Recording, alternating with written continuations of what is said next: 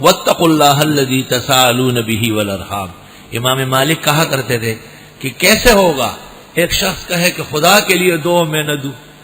تو امام مالک اپنی دکان پہ بیٹھے تھے، کسی نے کہا اللہ کے لیے کچھ دو، فخر مغشیا علیہ، بس بے ہوش ہو کے گر گئے. مالک کے دل میں اللہ کا ایسا خوف تھا کہ اللہ تعالیٰ کے نام پر کوئی سوال کرے اور ہم دیں گے نہیں، ضرور دیں گے. اور وہ جو فقہاء کرام نے مسئلہ لکھا ہے کہ اس زمانے میں سائلین نہیں ہے، کاسبین ہے، وہ ایک انتظامی مسئلہ ہے، انتظامی مسئلہ ہے. فقہاء کائنات کے منتظم ہے، ویسے لوگوں کی جان چھڑا لی. یہاں تک کہ سائل جو بس میں ریل گاڑی میں آ کے السلام علیکم ورحمۃ اللہ، فتاوی شام میں لکھا ہے، جواب نہیں ہے اس کا، یہ سوال نہیں ہے، یہ کوئی سازش ہے. سلام تھوڑی ہے، سازش کر رہا ہے. ہر سلام کا جواب نہیں ہوتا. مسجد کے اندر صفوں میں لوگ بیٹھے ہوئے ہیں، جاہل امام آ جاتا ہے یا اور کوئی لوگ، السلام علیکم. فتاوی عالمگیری جلد پنجم صفحہ 325.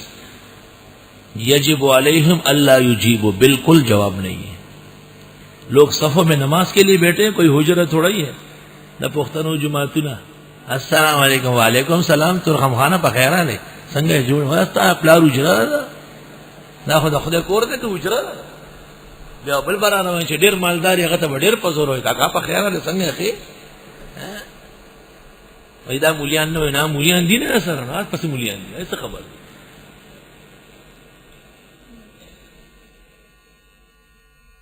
علماء دین مسائل بھی بیان کرے اور عملاً نافذ کر دے. میں جب یہاں آیا، ایک بہت بڑے بزرگ تھے اس زمانے میں، یہاں نماز پڑھتے تھے. تو مجھے کہا کہ اوہو آپ کے ہوتے ہوئے میں نے آ کے سلام کیا، مجھے جواب نہیں ملا. میں نے کہا سلام کا جواب مسجد میں جائز نہیں، نہ سلام کرنا جائز ہے اور نہ جواب جائز، اس کا دینا جائز. جتنی احادیث میں وارد ہے بعد الصلاۃ ہے، نماز کے بعد اگر لوگ آئے بے شک علیک سلیک کر سکتے ہیں. نماز پوری ہو گئی، صفوں کا احترام ختم ہو گیا. اب جیسے لوگ آئیں گے جائیں گے اس طرح علیک سلیک بھی کرے. احادیث مبارکہ میں جہاں کہیں ذکر ہے حضرت صلی اللہ علیہ وسلم نماز کے بعد تشریف فرمائے. اور ایک شخص آیا، السلام علیکم، حضرت نے فرمایا وعلیکم السلام، قم فصل فإنک لم تصل.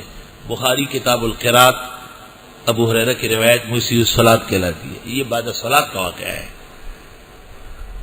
ابو داؤد شریف کتاب اللباس، ایک شخص آیا اور حضرت سے کہا السلام علیکم. آپ نماز پڑھا کر ایسے سائڈ پہ ہو جاتے تھے، تو آپ نے فرمایا وعلیکم السلام، جاؤ وضو بھی کر لو نماز بھی پڑھ لو، تم نے نماز نہیں پڑھی ابھی. وہ چلا گیا، وضو کر کے نماز پڑھی، پھر آیا السلام، فرمایا واپس جاؤ نماز دوبارہ پڑھو، تیری نماز نہیں ہوئی. 3-4 مرتبہ ایسا فرما کے وہ شخص آ کے بیٹھ گیا. اس نے کہا حضرت مجھے تو یہی نماز ہے اور آتی نہیں ہے. تو آپ نے فرمایا صلیت ولکن اسبلت ازارک، تم نے نماز پڑھی لیکن شلوار کے پانچے ٹخنوں پر پڑے ہوئے ہیں. وَإِنَّ اللَّهَ تَعَالَى لَا يَقْبَلُ صَلَاةَ مُسْبِلِ الْإِزَارِ، اللہ تعالیٰ ایسے شخص کی نماز قبول نہیں فرماتے جس کے مرد ہونے کے باوجود ٹخنے شلوار کے پانچوں میں یا دھوتی میں یا پینٹ شرٹ میں ڈھکے ہوئے ہو. جہاں کہیں سلام مذکور ہے فی المسجد بعد الصلاۃ ہے، وَأَمَّا قبل الصلاۃ قیامت تک کوئی ثبوت پیش نہیں کر سکتا. فقہاء و محدثین متفق ہے اس پر. علی القاری نے مرقات میں بھی لکھا ہے کہ مسجد کے اندر جو لوگ صفوف میں ہے آنے والا سلام نہیں کرے. اب بعض بڑی جگہ آپ دیکھ رہے ہیں جو نام کے بہت بڑے ہیں، ان کا امام اندر آتے السلام علیکم. بھائی بڑا وہ ہے جس کا عمل شریعت کے مطابق ہو. جس کا پیٹ بڑا ہو، سر بہت بڑا، وہ بڑا نہیں بنتا، اور نہ پھر جو ہے لنگور بہت بڑا ہو جائے گا. ایک بہت بڑی مسجد کے امام کو میں عالمگیری لے کے گیا. میں نے کہا یہ دیکھو کیا لے گئے، کہ ہم عالمگیری ماننے والے نہیں ہیں، ہم سلام ماننے والے ہیں. میں نے کہا کسی نے سچ کہا ہے کہ مساجد پر جاہلوں کا قبضہ ہو. سچ لکھا ہے سیوطی نے القول المستشار میں. سارا کام انہی سے خراب ہے. مسجد میں جنازے کون پڑھتے ہیں؟ جبکہ حنفیہ کا مذہب مطلقاً مکروہ کا ہے. اگر انہوں نے وضاحت کی ہوتی تو ہر مسجد کے ساتھ جنازہ گاہ بن جاتا، لیکن یہ لاش باہر رکھ لیتے اور لوگ کھڑے ہو جاتے اندر. جبکہ عالمگیری جلد اول کتاب الجنائز میں ہے والکراہۃ مطلقاً، ہر حال میں مکروہ ہے. ایک فرد بھی مسجد میں کھڑا ہو گیا مکروہ ہے. اور حدیث ترمذی اور ابو داؤد کی من صلی علی المیت فی المسجد فلا شیء لہ، سب سے بڑا عمل اس حدیث پر امام ابو حنیفہ نے کیا ہے. زاد المعاد میں ابن قیم نے لکھا ہے کہ امام ابو حنیفہ کا مذہب جنازہ فی المسجد میں اور صلاۃ اور غائبانہ جنازہ نہ پڑھنے میں سب سے قوی تر مذہب ہے، سب سے اقوال مذہب ہے.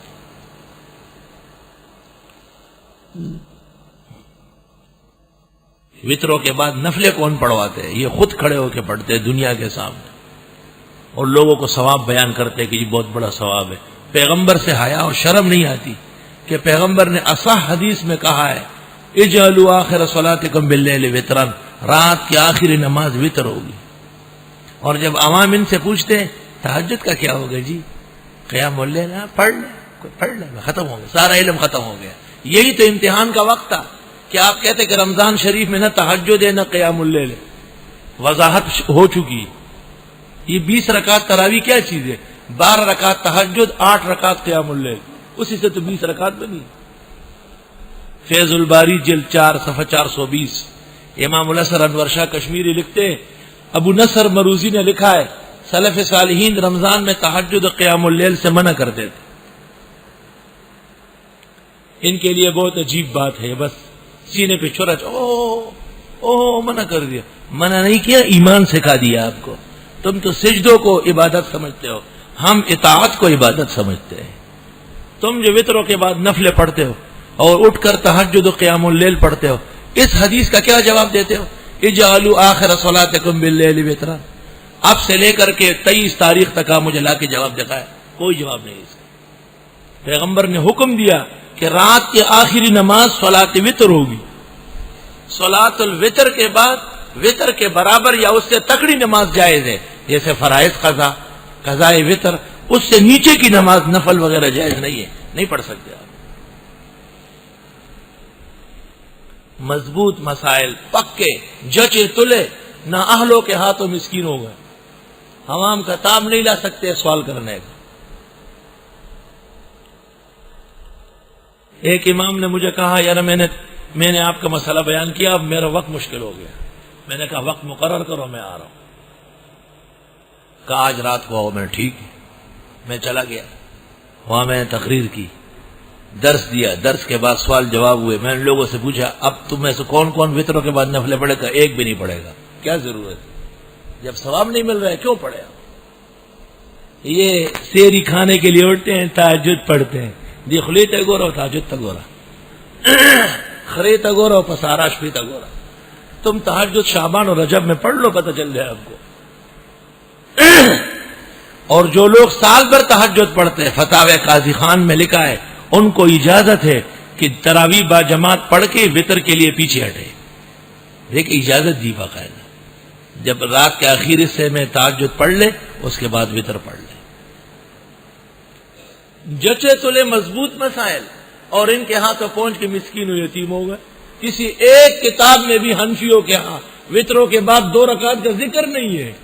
نور الہدایہ سے لے کے فتاوی شام تک، اور قدوری سے لے کر کے مفسود تک، اور ہدایت سے لے کر کے نہر اور بحر تک کوئی ماں کا بیٹا دکھا نہیں سکتا. فقہائے حنفیہ ان 2 رکعتوں سے بے خبر تھے کیا؟ انہیں پتہ تھے بے بنیاد چیزیں، بے اثر چیزیں. اس لیے لوگ کہتے ہیں کہ اصح فی الباب فقہ حنفی ہے. ذرا ذوق پایا گیا پیچھے ہٹ گئے اس سے. پھر پوچھتے ہیں جی کون سی کتاب میں لکھا؟ وہ تم نے کتاب دیکھی نہیں نہ دیکھنا، بادشاہ آدمی. پڑھو جاؤ، تیرا اپنا کام ہے. ہمارا کام تو بیان کرنا ہے اور سمجھانا ہے. جب حضرت بیان فرماتے تو اخیر میں فرماتے حافظہ من حافظہ. جو اہل تھے انہوں نے یاد کر لیا، وہ جاہل من جاہل، اور جو جاہل تھا وہ اب بھی جاہل رہے گا. جاہل تو گن میں مبتلا ہے، وہ نکلنا چاہتا نہیں.